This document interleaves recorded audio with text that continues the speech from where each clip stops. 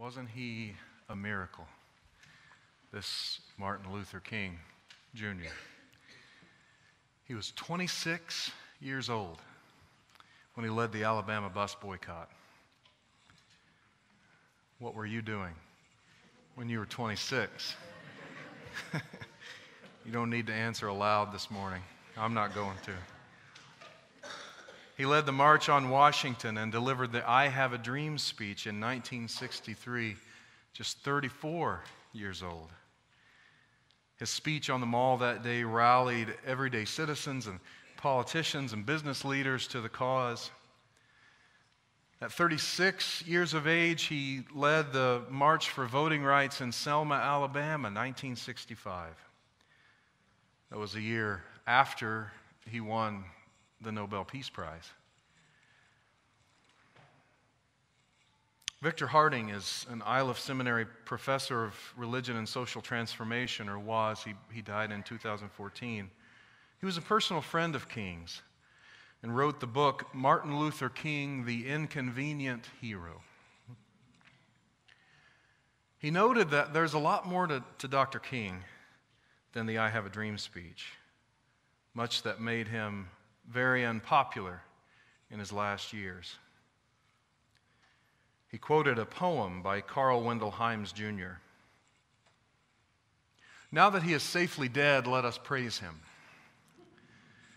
Build a monument to his glory, sing hosannas to his name. Dead men make such convenient heroes. They cannot rise to challenge the images we would fashion from their lives. And besides, it is easier to build monuments than to make a better world. We, with eased consciences, will teach our children that he was a great man, knowing that the cause for which he lived is still a cause, and the dream for which he died is still a dream, a dead man's dream." This is a particularly moving MLK weekend for me because Dr. King was exactly my age, 39 years old, when he was shot and killed.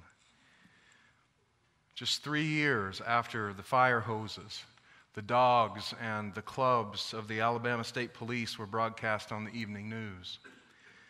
But in the few years leading up to his death, the years between Selma and the assassin's bullet in 1968, Dr. King was evolving.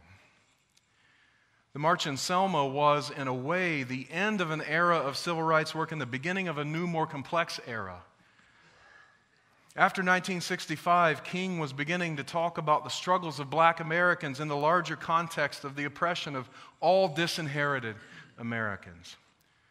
The children being burned alive in Vietnam were connected to the struggling poor in America, who in turn were connected and sometimes were one and the same as the oppressed black Americans King fought on behalf of.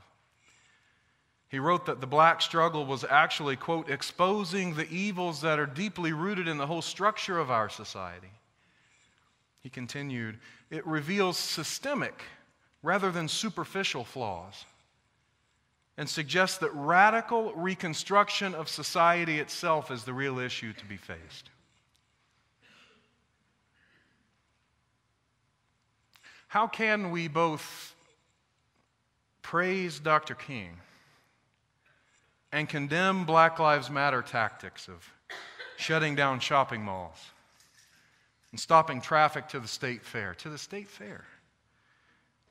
Maybe in order to make him fit into the American pantheon. We have knocked some important edges off our hero, Dr. King. He wrote in another place, the storm is rising against the privileged minority of the earth, from which there is no shelter in isolation or armament.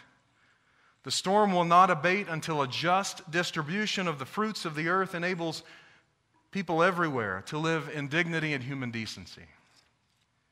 The American Negro may be the vanguard of a prolonged struggle that may change the shape of the world as billions of deprived shake and transform the earth in the quest for life, freedom, and justice.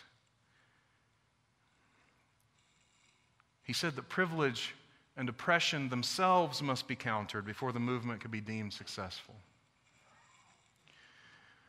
If you've seen the movie Selma, you may remember its portrayal of Dr. King momentarily relenting. There was more than one march in Selma, and in the second march, he gets, if you remember, to the edge of the bridge with all these people behind him.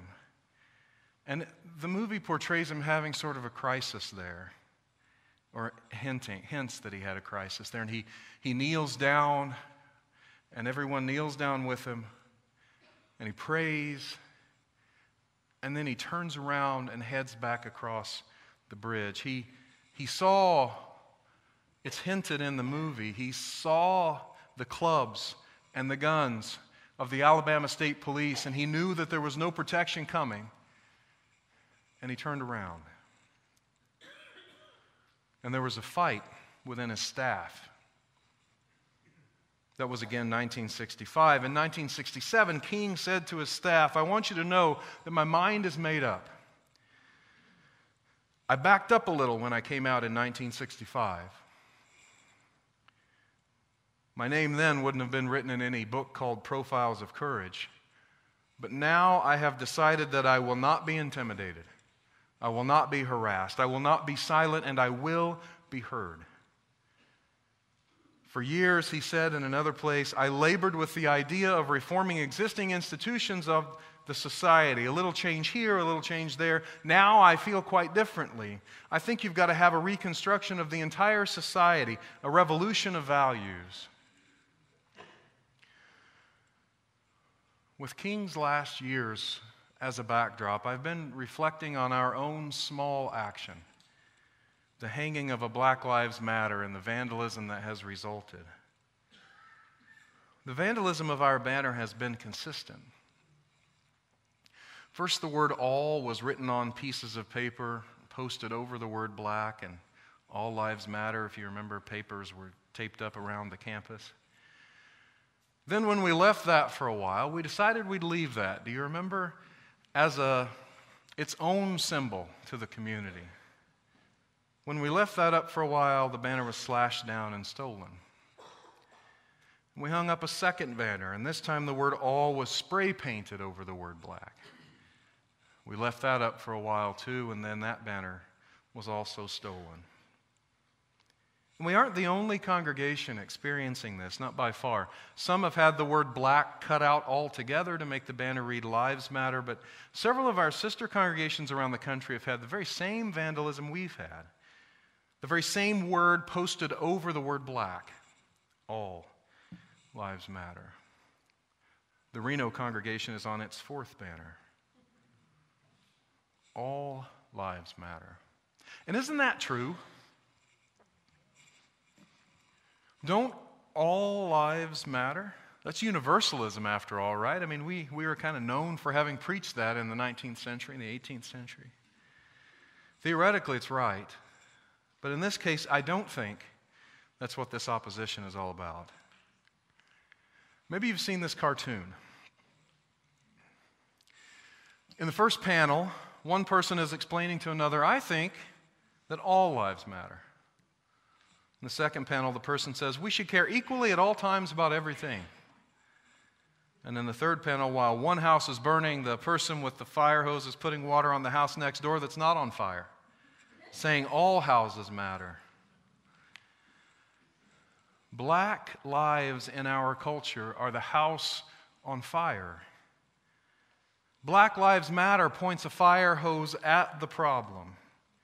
All Lives Matter puts a sprinkler between the houses and hopes enough water gets to the one. The Washington Post reported that an unarmed black man is killed by police on average every 9 days. The Washington Post is not a bastion of liberal journalism. More than 40% of people incarcerated in the U.S. are black Americans, and about 50% of the women incarcerated are black, while only 13% of the U.S. population is black, according to the latest census data.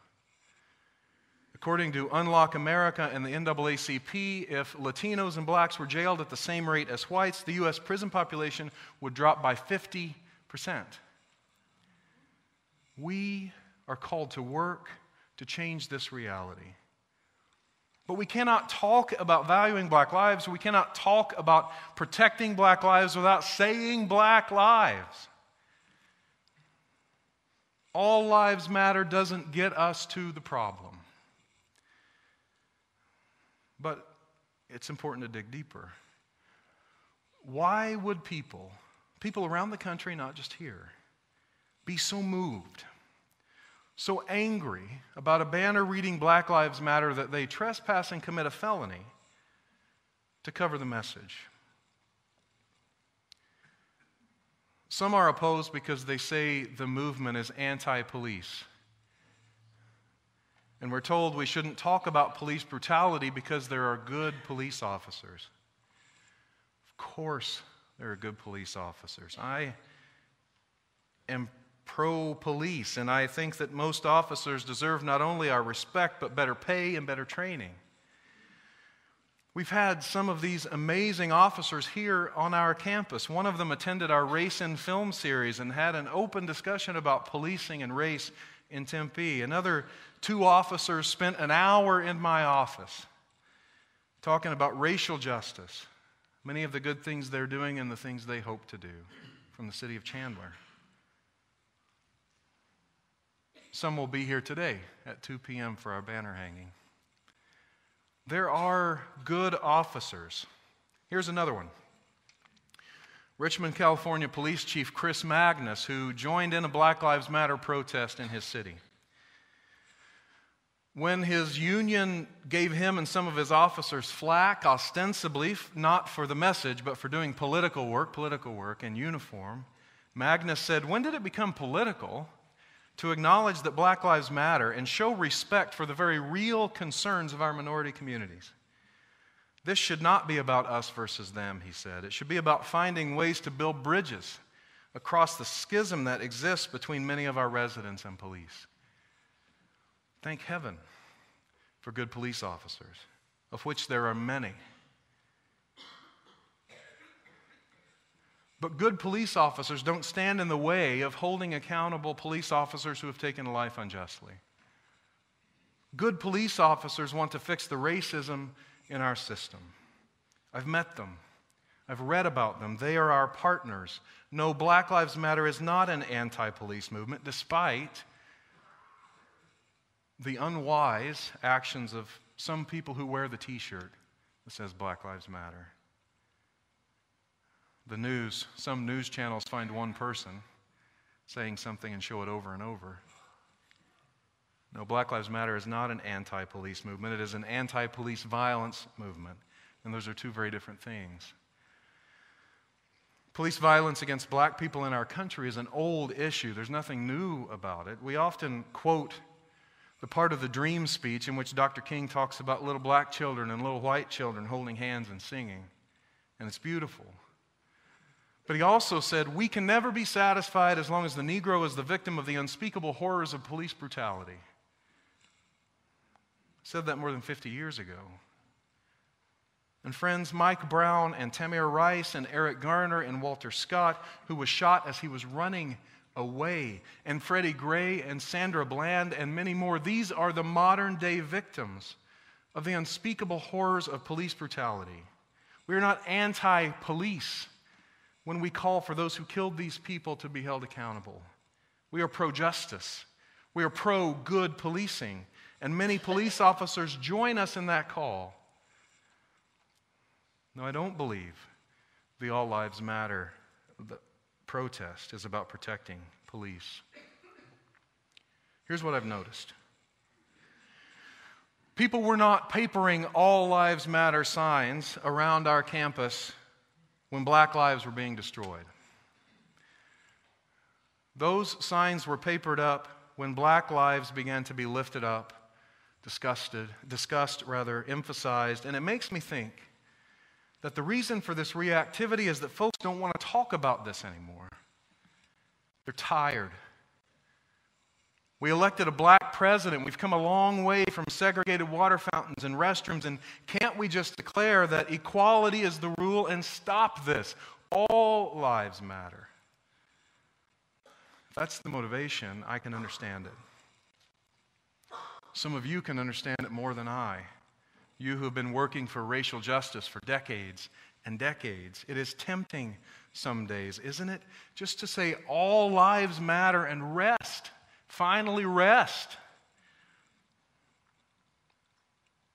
But I think we can't rest while Dr. King's dream is still a dream. We who believe in freedom cannot rest until it comes. I conclude with words from Vincent Harding, that friend and co-worker of King I mentioned above. He reflects in his book for a few pages on what do we tell children about Martin Luther King when they ask. He says, perhaps we will tell them that the older dream, the famous, easier to handle dream, the forever quoted dream of 1963 was no longer sufficient for him. Let them know that at the end, when the bullet finally came, he was dreaming of marching on Washington again, but this time to stay there. Not just for speeches and singing, but audacious, challenging, divinely obedient action. To engage in a campaign of massive civil disobedience to try to stop the functioning of the national government. Tell them he planned to do this, calling on thousands and hundreds of thousands of lovers of justice until the cause of the poor became the nation's first priority, until all people were guaranteed jobs or honest income, until our nation stopped killing Asians abroad, this is during the Vietnam era, and turned to tend to the desperate needs of its people at home. Tell them that was the last dream. Then perhaps they'll understand the bullet, why it came, from whom it came, and why neither the dream nor the dreamer can die in places where men and women and children give themselves to the building of a better world. Wasn't that what our unsafe, lively brother kept saying toward the end? Let us rededicate ourselves to the long and bitter, but beautiful struggle for a new world. Amen.